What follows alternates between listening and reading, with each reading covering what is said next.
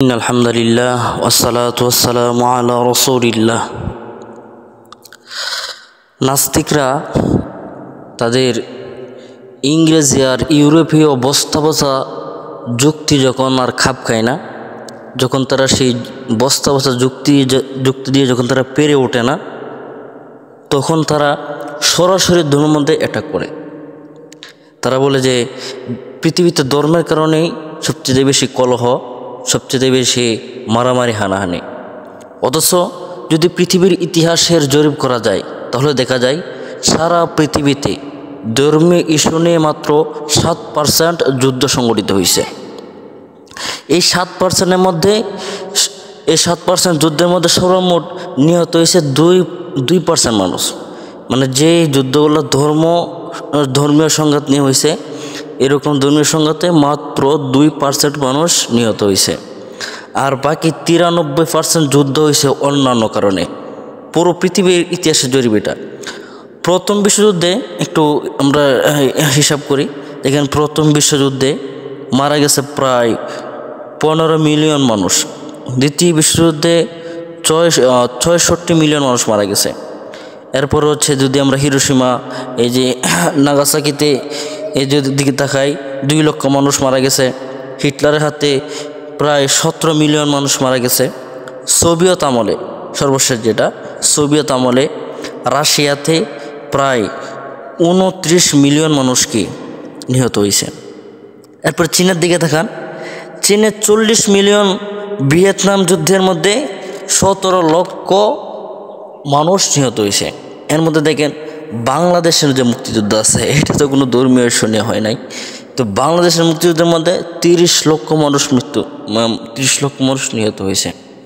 তাহলে এই যে দেখেন যে একটা সংক্ষেপে একটা পৃথিবীর ইতিহাসের একটা যুদ্ধের একটা পরিসংখ্যান তুলে ধরলাম, যেটা এই শেষের দিকে প্রায়।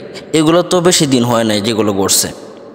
তো এইগুলো যদি লক্ষ্য করা যায় তাহলে ধর্মীয় ইস্যু নিয়ে যুদ্ধ খুবই কম হয়।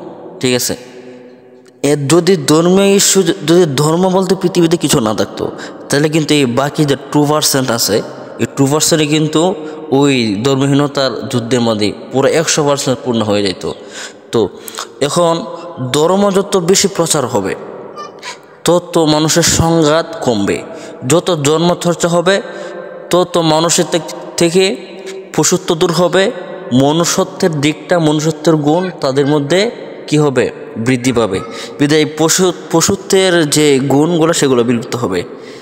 আর পশুত্বের গুণ যদি মানুষের মধ্যে থাকে তাহলে পশু যেরকম কোনো ধরনের ভালো মন্দ জাস্টিফাই করে না, যাচাই বাছাই করে না, মানুষও সেরকম ভালো মন্দ যাচাই বাছাই করবে না।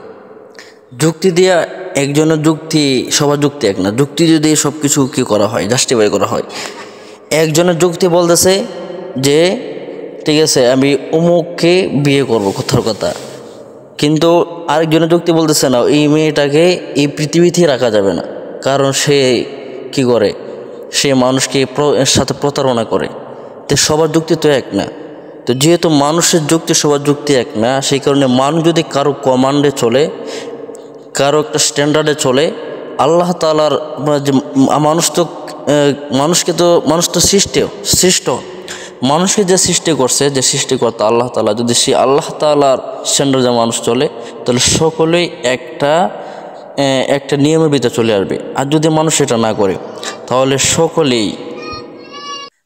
সকলেই যার যার মতো করে স্ট্যান্ডার্ড কায়েম করে যার যার মতো করে চলবে। যেরকম পশু ও যে প্রাণীর মধ্যে যারা আছে, যেরকম বাঘের স্ট্যান্ডার্ডে চলে, সিংহের স্ট্যান্ডার্ডে চলে, যার কারণে বনের মধ্যে কোনো ধরনের শৃঙ্খলা নাই। যদি পৃথিবীতে এরকমভাবে মানুষ যদি নিজের স্ট্যান্ডার্ড দাঁড় করাতে চায়, প্রত্যেকের স্ট্যান্ডার্ড, তাহলে পৃথিবীটাও যে আবাসভূমি যা আছে, যেখানে মানুষ বসবাস করে, সেইটাও যে জঙ্গলের মতো, এই প্রাণীদের বসবাসের মধ্যে কি এই আবাসভূমি, মানুষের বাসস্থান, মানুষগুলো কী করবে, সে পশু পরিণত হবে, এবং এই জঙ্গলের আইন শৃঙ্খলা, জঙ্গলের পরিবেশটাও কি মানুষের আবাসভূমিতে চলে আসবে।